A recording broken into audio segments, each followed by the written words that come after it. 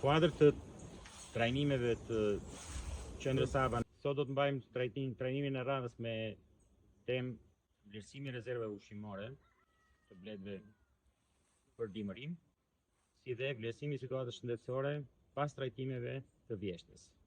Kjo është një temë që pason vlerësimin e situatës shëndetësore para trajtimeve të vjeshtës. Element shumë i rëndësishëm i kësaj teme, i pari është rezervat ushqimore. Rezervat ushqimore vlerësohen varësisht nga zonat klimatike ku mbështohen bletët. Në zonat klimatike me klimë kontinentale, bletët mbyllen për dimërim për një periudhë kohe më të gjatë, dhe rezervat dimërore duhet të jenë më të bollshme, pasi bletët do të vazhdojnë dhe do të konsumojnë për të paktën 4 muaj. Ndërsa në zonat, si kjo ku ndodhemi këtu në Shqipërinë e Mesme, në zonat të tilla ka ende kullota të vjeshtës vonë, siç është kullota e Mares, që është një shkure mesdhetare, që emrin latin e ka Arbutus venedo, mundet të ketë shanse akoma që bletët të grumullojnë nektar deri në fundin e muajit nëntor. Tërsim, nëse bletët janë me rezerva ushqimore për të bollshme për të hyrë për dimërim, dhe gjithashtu do të bëjmë edhe vlerësimin e situatës të me gjendjen klinike që kanë bletët në një moment të tillë. Nëse ka blet që paraqesin shenja klinike të njërës nga smundjet kryesore që janë siç janë varatoza, enozematoza ose elemente të tjerë që mund vinë si pasojë e akarapidozës, edhe në një element që lidhet me smundjet e pjellës. E parë nga jashtë, një blet e tillë është diku ke 7.5 rrugë miz. Ngushtimi paraprak i bletës është përfunduar, sepse është vendosur rreth drasa ndarëse, pra nuk është lënë me 10 korniza. Po ta shohim rezervat në kornizën e parafundit janë të gjitha bollshme. Bletët kanë rezervë mjaftueshme jo vetëm nektari, por edhe poleni, e cila është një e ardhur nga kullota e vjeshtës.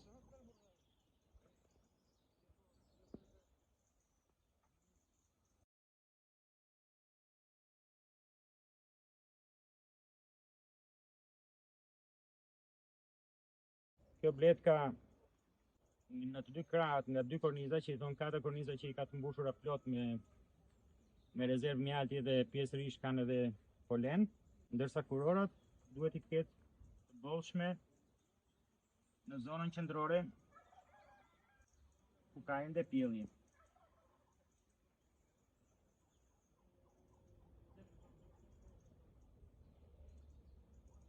Nga verifikimi rezulton që bletari ka sistemuar bletët dhe i ka përgatitur për një dimërim të sigurt, me qëllim që të kemi bletë fuqishme në pranverë.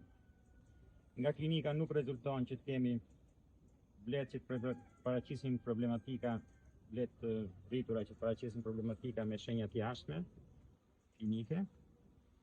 Edhe do të marrim edhe kampion respektivisht për të verifikuar nëse trajtimet e vjeshtës kanë qenë të efektshme.